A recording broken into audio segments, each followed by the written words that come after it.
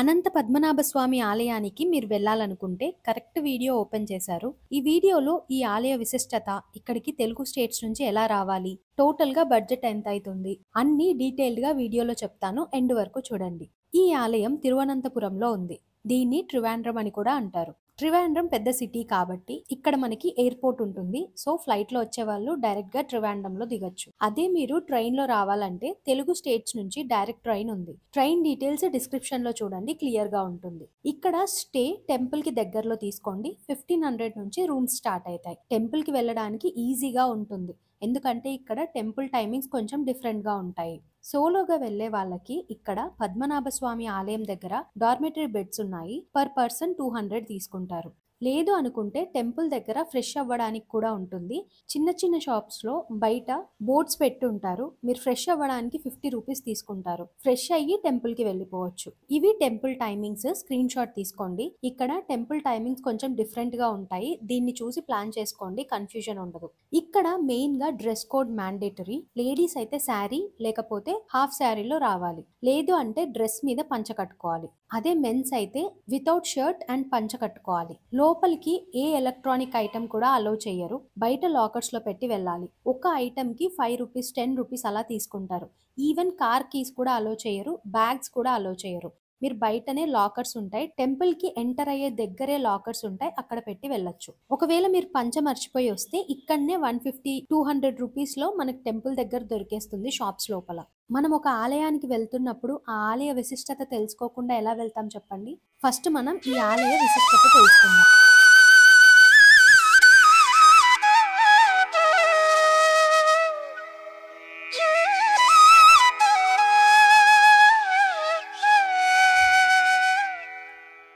పూర్వం దివాకర ముని అనే విష్ణు భక్తుడు ఉండేవాడు. స్వామి దర్శనం కోసం తపస్సు చేస్తుంటాడు. ఆయన విష్ణుమూర్తి దర్శనం కోసం చాలా ఘోర తపస్సు చేస్తుంటాడు. ఒకరోజు ఆయనకి ఆశ్రమం దగ్గర చిన్న బాలుడు కనిపిస్తాడు. ఆ బాలుడి తేజస్సుకి ముచ్చటపడి తనతో ఉండమని కోరుతాడు. అప్పుడు ఆ బాలుడు ఒప్పుకుంటాడు. కానీ ఒక షరత్తు, తనని ఏమైనా అంటే వెళ్ళిపోతానని అంటాడు. తరువాత ఆ పిల్లవాడు చేసే అల్లరిని చాలా సహనంతో భరిస్తాడు. ఒకరోజు దివాకర ముని తపస్సు చేస్తుండగా ఆ పిల్లవాడు ముని పూజించే శాలిగ్రామాన్ని తీసి ఆడటం చూసి మునికి చాలా కోపం వస్తుంది. అప్పుడు ఆ బాలుడిని అక్కడి నుంచి వెళ్ళిపోమని అంటాడు. అప్పుడు ఆ బాలుడు అదృశ్యమవుతూ నన్ను చూడాలి అని అనుకుంటే అనంతకాడుకి రమ్మంటాడు. అప్పుడు దివాకర మునికి అర్థమవుతుంది వచ్చింది సాక్షాత్తు విష్ణుమూర్తి అని. వెంటనే స్వామిని చూడటానికి అనంతకాడుకి చేరుకుంటాడు. అక్కడ ఉన్న విప్ప చెట్టులో బాలుడు కనిపిస్తాడు. వెంటనే ఆ విప్ప చెట్టు కింద పడి శ్రీ మహావిష్ణువు రూపంగా మారుతుంది. తరువాత అక్కడి రాజు గుడి కట్టించాడు. ఆలయం ముందు ఉన్న ఈ కోనేరుని పద్మతీర్థం లేక అనంత తీర్థం అని పిలుస్తారు. పరశురాముడు వదిలిన బాణంతో ఈ తీర్థం ఏర్పడింది. శ్రీ మహావిష్ణువు 108 దివ్య దేశాలలో ఒకటే ఈ అనంత పద్మనాభ స్వామి ఆలయం. లోపల స్వామి శేషతల్పం మీద పవలించి ఉన్న శ్రీ మహావిష్ణువుగా భక్తులకి దర్శనమిస్తారు. ఇక్కడ స్వామి కుడి చెయ్యి శివలింగం మీద ఉంటుంది. లోపల 3 ద్వారాలు ఉంటాయి, ఈ ఫోటోలో కనిపిస్తున్నట్టు. ముందు స్వామివారి పాదాలు, తరువాత ఛాతి, తరువాత శిరస్సుని దర్శనం చేసుకుంటాం. స్వామి చెంత శ్రీదేవి భూదేవి కొలువుతీరి ఉంటారు. నాభి నుంచి వచ్చిన పద్మంలో బ్రహ్మ దర్శనం ఇస్తాడు. కలియుగం ఆరంభంలో ఈ ఆలయాన్ని నిర్మించారు. అప్పటి నుంచి ఇప్పటి వరకు ఇక్కడ స్వామి పూజలు అందుకుంటున్నాడు. కానీ చారిత్రక ఆధారాల ప్రకారం 6వ శతాబ్దం నుంచి ఉందని తెలుస్తుంది. ఈ ఆలయాన్ని 16వ శతాబ్దంలో చేరా ద్రవిడ శైలిలో కట్టారు.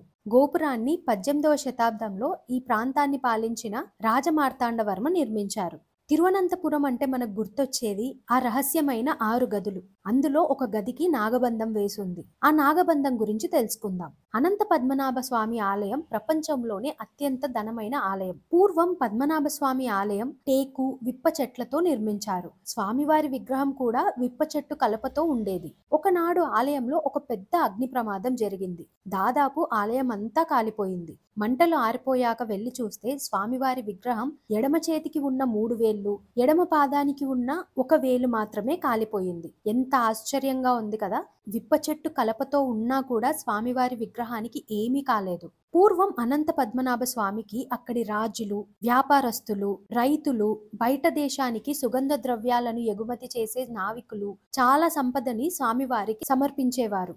ఎందుకంటే ఆ స్వామి అక్కడ ఉన్న ప్రజలకి ఎన్నో విధాలుగా అండగా ఉన్నాడు. అలా స్వామివారి దగ్గరికి వచ్చిన వాళ్ళంతా ఏదో ఒక రూపంలో స్వామివారికి బంగారాన్ని, వజ్రాలని సమర్పించేవారు. అలా స్వామివారి దగ్గరికి చాలా సంపద చేరుకుంది. వాటిని ఆలయంలో రహస్యమైన గదులను నిర్మించి దాంట్లోకి చేర్చేవాళ్ళు. ఆ సంపదని ఎవరైనా దొంగలిస్తే వాళ్ళకి ఎన్నో సమస్యలు వచ్చి వాళ్ళు శాపానికి గురై మరణిస్తారని నమ్మేవారు. పూర్వం ట్రావెన్కోర్ వంశంలో మార్తాండవర్మ అనే రాజు తన రాజ్యాన్ని, తన ప్రజలని ఆ అనంత పద్మనాభ స్వామి కాపాడుతున్నాడని తన రాజ్యాన్ని శ్రీ అనంత పద్మనాభ స్వామి వారికి అంకితం చేసి తన వంశం మొత్తం ఆ స్వామికి దాసులుగా ప్రకటించుకున్నారు. తరువాత ఆ స్వామి ఆలయాన్ని పునర్నిర్మించాలని అనుకొని దేశంలోని ఎంతో మంది పండితులని, శిల్ప కళాకారులని, వేల మంది కార్మికులని, ఏనుగులని, గుర్రాలని ఆ ఆలయ నిర్మాణం కోసం పిలిపించాడు.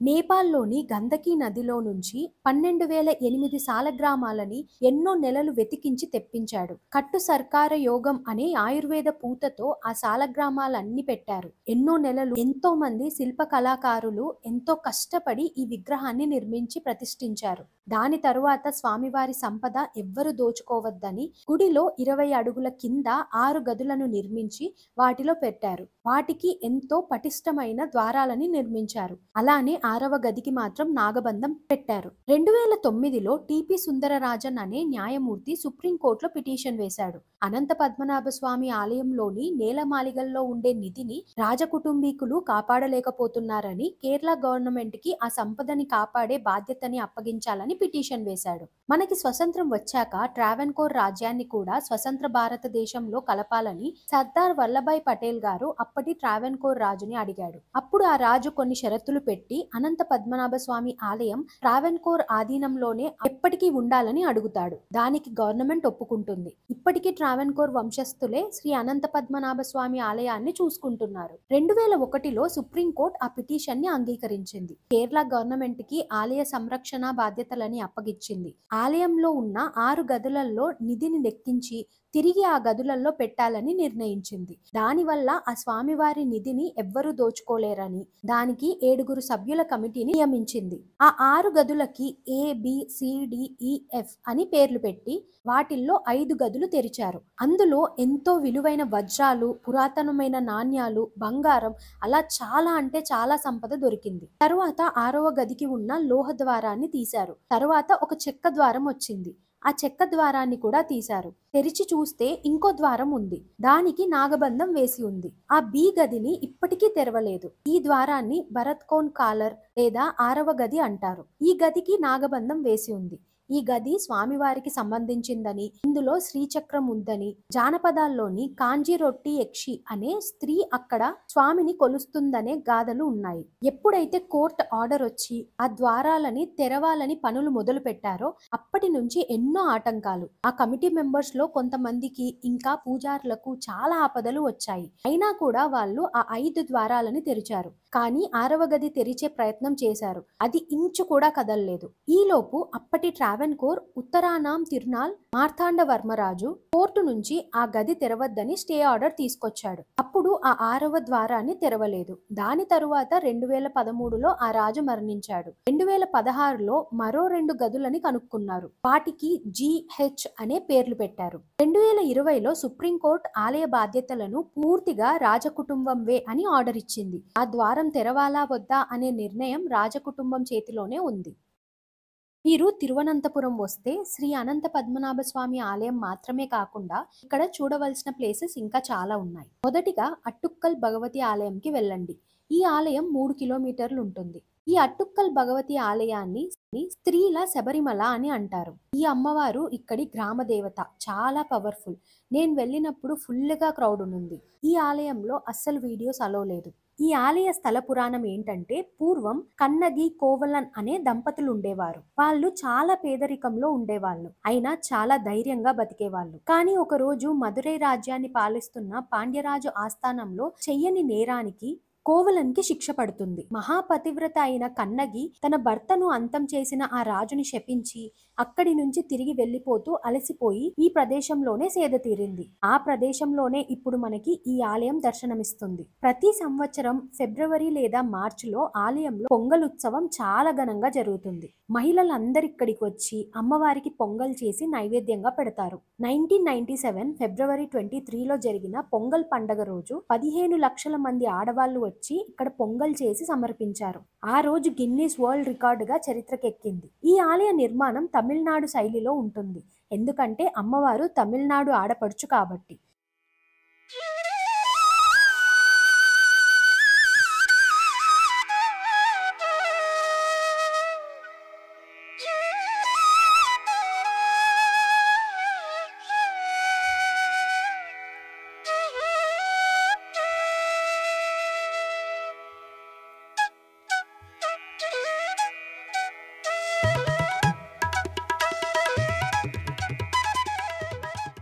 అట్టుక్కల్ భగవతి ఆలయం నుంచి పరశురామ ఆలయం 4 కిలోమీటర్స్ ఉంటుంది.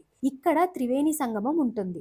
ఇక్కడ కరమాన నది, కిల్లి నది, పార్వతీపుత్ర నది సంగమిస్తాయి. ఈ ఆలయాన్ని 12వ శతాబ్దంలో చేరరాజు అత్యామన్ పెరుమాల్ నిర్మించారు. జగద్గురు ఆదిశంకరాచార్యుల వారు తన తల్లికి ఈ ఆలయంలో పిండ ప్రదానం చేశారు. అలా ఇక్కడికి వచ్చే భక్తులు వాళ్ళ పెద్దలకి పిండ ప్రదానం చేస్తారు.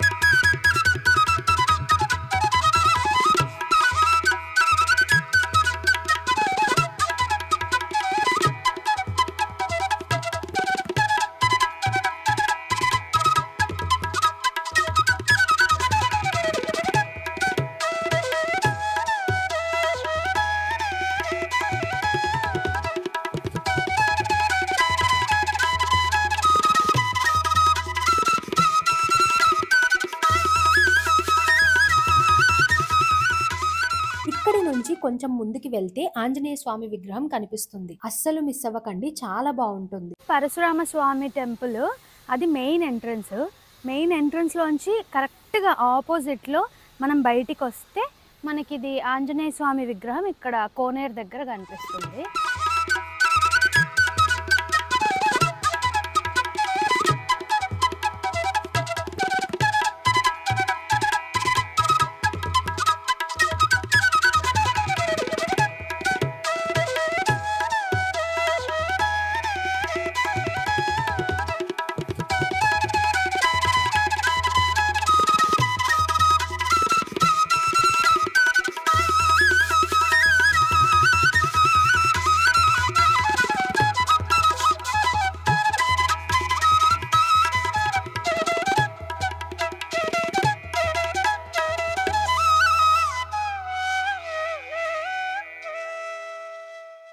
నెక్స్ట్ పల్లవన్గాడు మహాగణపతి ఆలయంకి వెళ్ళండి. ఇది పద్మనాభ స్వామి ఆలయం దగ్గరలో ఉంటుంది. ఇవి అన్ని దర్శించుకోవడానికి ఆటో మాట్లాడుకోండి, 300 to 400 తీసుకుంటారు. మీకు ఇంకా టైం ఉంటే అక్కడి నుంచి అరిమల శివ టెంపుల్ కి వెళ్ళండి. ఇది అనంత పద్మనాభ స్వామి ఆలయం నుంచి 18 కిలోమీటర్స్ ఉంటుంది. బై బస్ వెళ్ళొచ్చు. చాలా బాగుంటుంది. ఇక్కడ ఆ శివయ్యని చూడటానికి 2 కళ్ళు చాలవు. మీరు ఓన్ వెహికల్లో వస్తే టెంపుల్ దగ్గర పార్క్ చేసుకోండి, లేదంటే చాలా నడవాలి లోపలికి. అలానే ఎంట్రీ టికెట్ 20 రూపీస్ ఉంటుంది. నేనైతే ఇక్కడికి మాత్రం ఎర్లీ మార్నింగ్ వెళ్ళండి అని చెప్తాను. చాలా బాగుంటాయి వ్యూస్.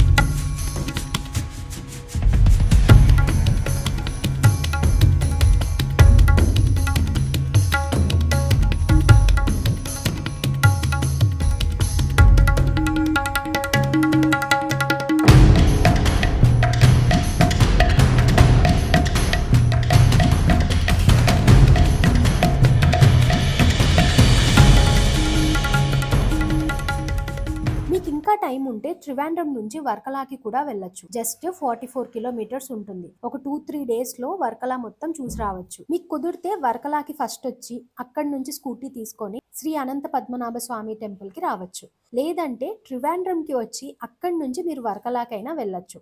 టోటల్ గా అనంత పద్మనాభ స్వామి టెంపుల్ కి వెళ్ళి రావడానికి 4000 రూపీస్ అవుతుంది. మన ఛానల్లో వర్కలా గురించి కంప్లీట్ డీటెయిల్స్ తో వీడియో పోస్ట్ చేశాను, చెక్ చేయండి. ట్రైన్ డీటెయిల్స్ అంతా డిస్క్రిప్షన్ లో ఉంటాయి, చూడండి. మీకు ఇంకా ఏమైనా డౌట్స్ ఉంటే కమెంట్ చేయండి.